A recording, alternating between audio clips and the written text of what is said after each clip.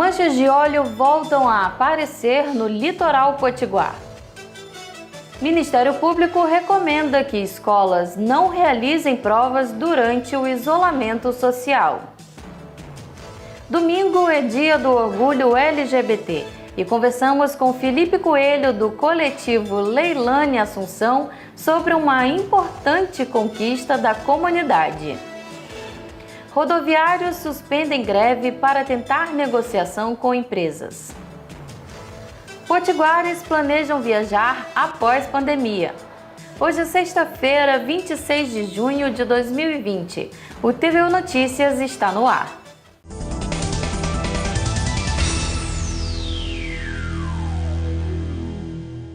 Até o começo da tarde, o Rio Grande do Norte registrou 1.131 casos do novo coronavírus e mais 31 mortes nas últimas 24 horas. O número total de infectados chegou a mais de 23.700 e o total de mortes, 889. A praia de Tabatinga voltou a registrar o aparecimento de resíduos de óleo. O Instituto do Desenvolvimento Sustentável e Meio Ambiente do Estado, o IDEMA, ainda não confirmou a origem. As manchas de óleo foram encontradas na última quarta-feira na praia de Barra de Tabatinga, no município de Nísia Floresta. A suspeita é que os vestígios sejam do derramamento de petróleo que atingiu o litoral do Nordeste a partir de agosto do ano passado. Não sabemos a origem desse óleo, não sabemos se isso é somente os vestígios que já estavam presos na praia, no assoalho do fundo marinho. Esse provavelmente sim, isso já era de certa forma esperado. Esse óleo ele pode sim aparecer em outras praias, nós ainda não sabemos, mas como Tabatinga foi uma das praias mais afetadas, onde tem algumas rochas em que esse material ficou preso em 2019, acreditamos que sejam devido às mudanças oceanográficas e atmosféricas que tenham promovido um revolvimento desse material que chegou novamente às praias. Para o diretor do IDEMA, ainda não há motivo para preocupação. Estamos ainda num nível de tranquilidade, não há nenhum alerta para a população, mas caso haja a necessidade, poderemos ter uma força-tarefa pronta para agir. E é muito importante que, se a população identificar em nosso litoral vestígios de óleo, entre em contato com os profissionais através do 185, tá? E essa mancha de óleo é importante que a população não toque, não se exponha em contato com a pele em relação a esse material. São riscos que podem ter tanto do ponto de vista de saúde pública, mas também os impactos ambientais que esse óleo, se não for recolhido, pode promover no meio ambiente. Ministério Público recomenda que escolas privadas de Natal não realizem provas durante o isolamento social. As promotorias de defesa do consumidor e da educação emitiram recomendação às escolas particulares de Natal para que evitem fazer avaliações no período de isolamento social devido à pandemia do novo coronavírus. De acordo com o promotor de justiça, Sérgio Sena, no decreto estadual que regulamentou a suspensão das aulas, não há previsão de aplicação de provas durante o período de isolamento social. A razão disso foi de que a Instrução Normativa 01 do Conselho Estadual de Educação expressamente proibiu tais avaliações da forma online, mas tão somente presenciais quando do retorno das aulas. A mesma posição é do Ministério da Educação. A motivação disso é que, primeiro, não se tem um consenso sobre essas avaliações de forma online, se realmente podem ser permitidas. E, segundo, ainda que sejam permitidas, não se tem ainda a forma exata, como proceder, como é que vão ser essas avaliações. A recomendação foi encaminhada para o Sindicato das Escolas Privadas para que sejam tomadas as devidas providências. Vale reforçar que desde o último dia 18 de março, as escolas públicas e privadas tiveram as aulas suspensas em virtude da decretação do estado de emergência devido ao coronavírus. Porém, as escolas privadas continuam ofertando as aulas por meio digital.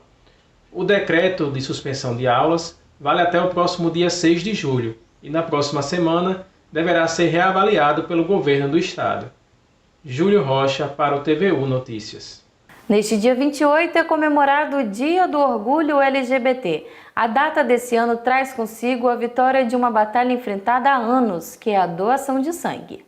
Olha só, gente, neste domingo agora é celebrado o Dia do Orgulho LGBT. E nesse ano foi aprovado pelo STF a doação de sangue pela comunidade LGBT.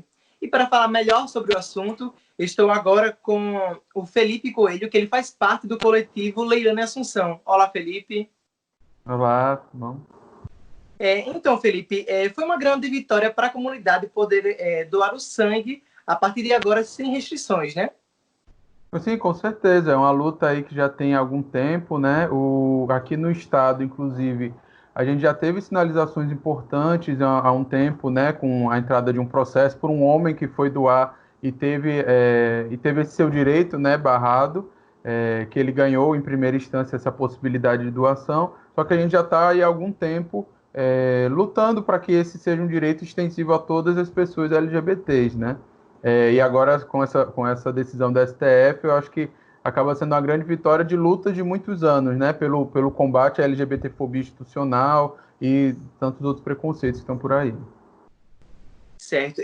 Mesmo com a decisão do STF, o Hemonorte só veio ser notificado recentemente sobre a questão da liberação, né? Está sendo planejado algum ato coletivo pelo coletivo Leilane Assunção para realizar uma doação de sangue, tendo em vista o estoque crítico do Hemonorte aqui no estado? Então, nós, há um ano atrás, mais ou menos em setembro, né, quando saiu essa primeira decisão aqui no estado, uma decisão judicial, né, a gente fez uma campanha na época para dar visibilidade à decisão, e foi quando, inclusive, nós tivemos a ação frustrada por esse impedimento institucional, né? Óbvio que na época a gente analisava que outros caminhos poderiam ter sido tomados, né? O Estado poderia ter protagonizado o combate a essa LGBTfobia institucionalizada, quando não aconteceu, né? Mas de lá para cá a gente tem acompanhado esse processo, e quando saiu a decisão, né, final da STF, e junto com a retificação da orientação da Anvisa, a gente vem conversando muito em como garantir a realização de uma nova campanha, né? De toda forma, é um contexto diferente, né? Até esse contexto da pandemia, que é o que de alguma forma acelerou a votação no STF, né? Acaba impactando sobre nós também, né? Muitos dos militantes do coletivo ou são um grupo de risco ou estão em outras formas de trabalho vulnerabilizadas, né? Que acaba não tendo tempo de ir lá durante o período em que ele está aberto, mas a gente tem dialogado bastante dentro do coletivo para a gente conseguir realizar alguma ação para incentivar a doação, até para dar visibilidade, até para reafirmar essa conquista tão importante para nós LGBTs, né? E fora essa vitória, quais dificuldades ainda faltam ser vencidas nos dias de hoje? Diversas, né? No caso da doação de sangue, obviamente que ela tinha muito a ver com a gente publicizar junto às pessoas hétero, às pessoas cis, né? Formas de se pensar a relação com pessoas LGBTs que não fossem tão marcadas por violência, estigmatizadas, e até demonstrando, né, a humanidade que nós compartilhamos, que muitas vezes aqueles LGBTfóbicos acabam secundarizando elas, né? Mas é uma marca ainda muito grande a LGBTfobia, por exemplo, no mercado de trabalho, né? Principalmente quando a gente fala de pessoas trans, né, que são excluídas já de partida de diversos processos seletivos.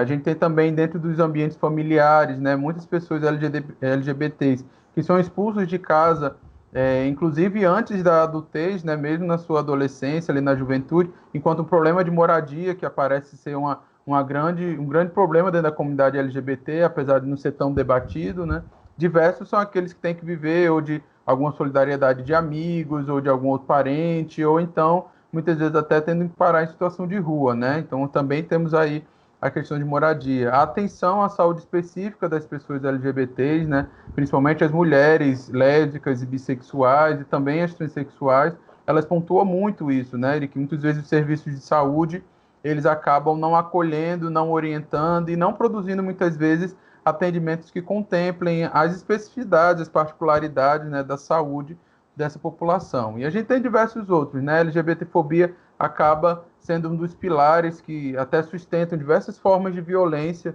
na nossa sociedade, né, e que precisam ser combatidas. Imagine, por exemplo, o acesso à segurança pública, né, em que muitas vezes registrar casos de LGBTfobia, de violências físicas, né, contra as pessoas LGBT se tornam muitas vezes inviabilizado. E só para também a gente não pode deixar de esquecer que acaba sendo o país ainda que mais mata, né, pessoas LGBTs. Então a gente tem um grande marco aí, triste marco, apesar de ser um país que a gente conseguiu avançar em alguns direitos, também é um país que a gente ainda enfrenta diversas vulnerabilizações para nossas vidas, né? Felipe, muito obrigado pela entrevista e pela disposição em conversar esse assunto com a gente, viu? Eu que agradeço o convite. Sindicato dos Transportadores e Trabalhadores Rodoviários suspendeu a greve de ônibus em Natal para tentar negociação com os empresários do setor e prefeitura. Boa noite, Michele, e boa noite para você que acompanha o TVU Notícias. O Sindicato dos Trabalhadores informou que é apenas uma trégua para negociação, mas caso não entre em acordo, a greve será retomada. Os trabalhadores reivindicam o pagamento de benefícios, como planos de saúde e vale alimentação por parte das empresas de transporte público. Outra reivindicação dos trabalhadores é que cada ônibus só transite na cidade com cobrador, para que o motorista não acumule as duas funções. Nessa semana, os empresários entraram com uma ação na justiça informando que o sindicato estava impedindo que os motoristas que não queriam aderir à greve saíssem da garagem de ônibus para circularem na cidade. Uma liminar da juíza Lilian Matos determinou que essa ação de impedir é ilegal. O sindicato negou que estava bloqueando a passagem dos ônibus. Para tentar ajudar os empresários do setor de transporte público de Natal, o governo do estado anunciou a redução de 50% de imposto ICMS sobre o diesel e biodiesel dos transportes coletivos. E a prefeitura também reduziu os tributos. De acordo com o sindicato, com essas ajudas, os trabalhadores esperam que os empresários atendam às reivindicações da categoria. Os empresários, o setor, já teve os incentivos, a ajuda do Estado, através do ICMS, do Imposto sobre Combustível, e do ISS, do Imposto sobre Serviço do município. Tanto o Estado como o município já deram essa ajuda aos empresários, né? E os empresários, eles insistem em tirar dos trabalhadores o que o trabalhador tem, que é o plano de saúde e o vale alimentação. A gente não está pedindo aumento de salário. A gente está pedindo que ele devolva para a gente o nosso benefício que ele tirou. Ele tirou o nosso plano de saúde na hora que o trabalhador está mais precisando.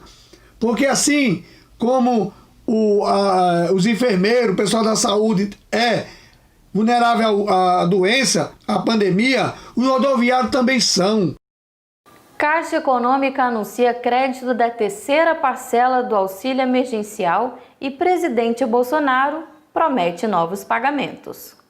O presidente da Caixa Econômica Federal, Pedro Guimarães, anunciou hoje o calendário de pagamentos da terceira parcela do auxílio emergencial, que começam a partir de amanhã, com exceção do público do Bolsa Família, que já recebeu antecipadamente. De acordo com a Caixa Econômica, o pagamento será feito inicialmente nas contas digitais e os saques serão liberados a partir de 18 de julho, conforme explicou o presidente Pedro Guimarães, destacando que a medida visa evitar aglomerações nas agências da Caixa. A partir de agora, com exceção do Bolsa Família, serão realizados exatamente assim. O pagamento será realizado na conta digital, inclusive no FGTS.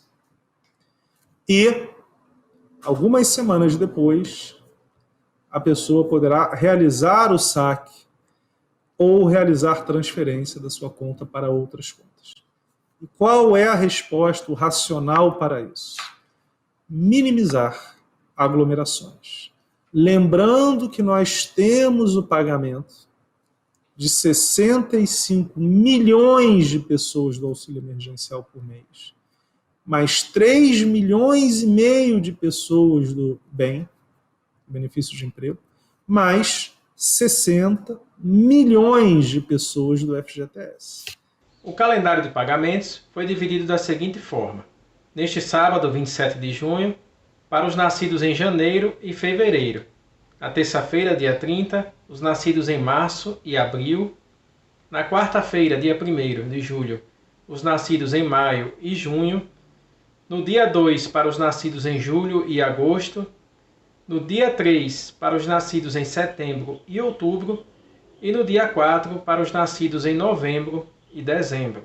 O presidente da Caixa não confirmou o pagamento de novas parcelas do auxílio emergencial, mas o presidente da República, Jair Bolsonaro, em uma live na noite de ontem, confirmou a intenção de mais 3 parcelas com pagamentos dos valores caindo gradativamente. Nós vamos...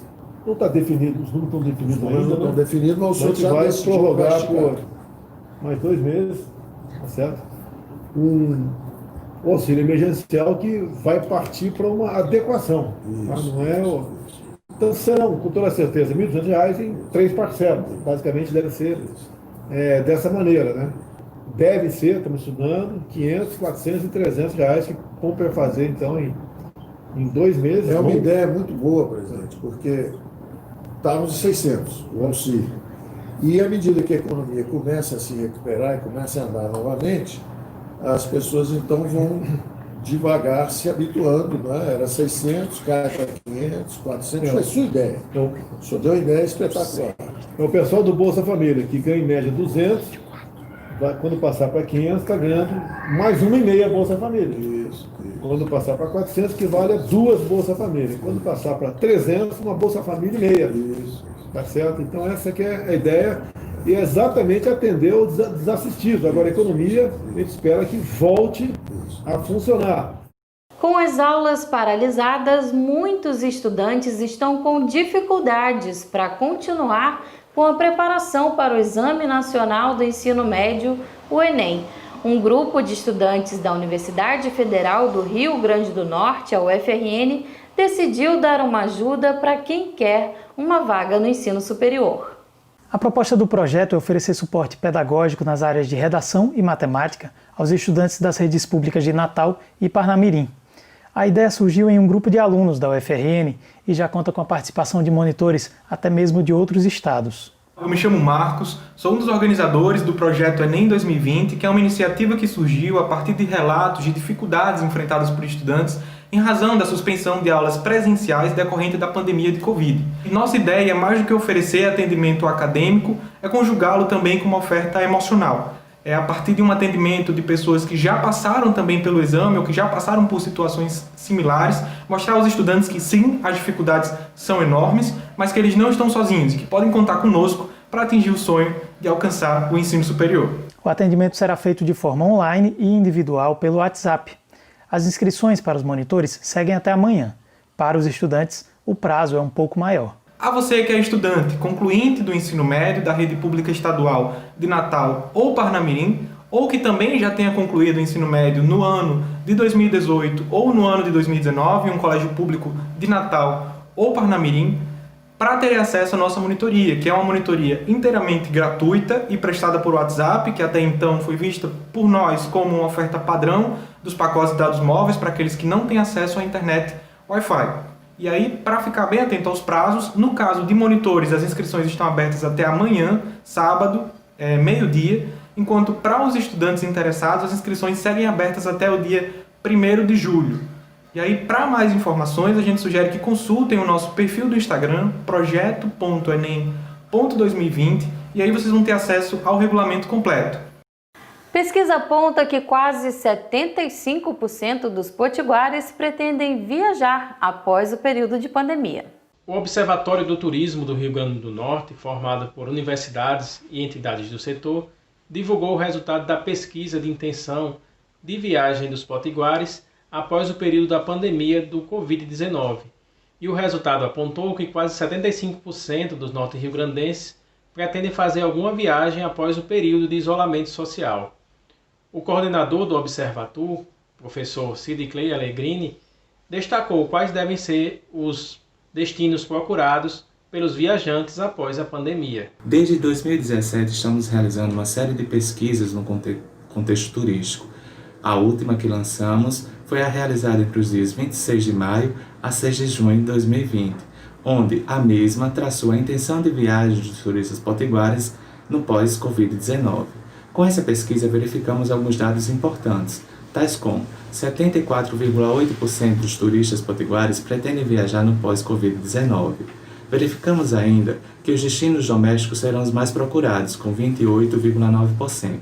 Porém, os destinos potiguares também terão uma grande procura, com 24,4%. Dos destinos potiguares mais procurados, nós verificamos que Pipa será o principal, com mais de 30%, seguido por São Miguel do Gostoso e Serra de São Bento. Verificamos ainda que a estada média será de 3 dias, com gastos que variam de R$1.000 a R$2.000. Para consultar a nossa pesquisa na íntegra, é só acessar o site www.tradeturístico.rn.fecomérciorn.com.br. Clique em Observatório, abrirá a nossa pesquisa, ou nos seguir através do Instagram, @observatur. Com a mudança de rotina causada pela pandemia, alguns costumes mais esquecidos estão sendo relembrados. No projeto Afetos Manuscritos, alunos da Rede Pública de Parnamirim escrevem cartas com poesias que serão destinadas aos moradores da cidade pelos Correios. Confira na matéria da repórter Cecília Costa. Quando foi a última vez que você recebeu uma carta em casa? Faz tempo, né? Em Parnamirim, esse costume está sendo resgatado. Como deixar as poesias escondidas? Esse não é o propósito. O propósito é espalhar. E principalmente agora que nós estamos precisando emocionalmente estarmos fortalecidos. E nada mais, nada menos do que a própria literatura, a poesia, para fazer isso. Aí eu pensei, né? Como o André também aqui, por que não resgatar as cartas, né? Devido ao isolamento social, uma alternativa de troca de carinho é por meio da escrita. Esse é o projeto Afetos Manuscritos, que espalha poesias em forma de cartas feitas por crianças. Uma forma de fortalecimento por meio da literatura em um momento em que estamos isolados em casa. Eu pego essas cartas que eles enviam para o meu WhatsApp, e aí que eu vou dando as orientações, eu imprimo em minha residência, vou até a agência dos Correios e encaminho. Então, nesse embalo já são 33 cartas enviadas. E aí esperamos que os efeitos e os afetos aconteçam e sejam prósperos. É esse o nosso desejo. E as crianças estão gostando de participar do projeto. Eu gostei bastante de fazer a cartinha, receber a cartinha. E o poema em forma de carta que eu fiz foi dos editores Pedro Bandeira, Luciana Murraia. Eu gostei bastante. A aluna Lívia Sofia deixa um poema-carta para os enfermeiros. Eu vou trazer um poema de Elias José para os enfermeiros que estão cuidando da gente com muito carinho. Enfermeiro. Quando eu sentir dor, quero você por perto. Feito enfermeira, feito anjo da guarda. Amo vocês. Um beijo. Tchau. O TVU Notícias termina aqui. Enquanto durarem as medidas de isolamento social para prevenir a Covid-19, você pode conferir todo o conteúdo da TVU que está disponível no nosso canal no YouTube. Tenham uma boa noite e até segunda-feira.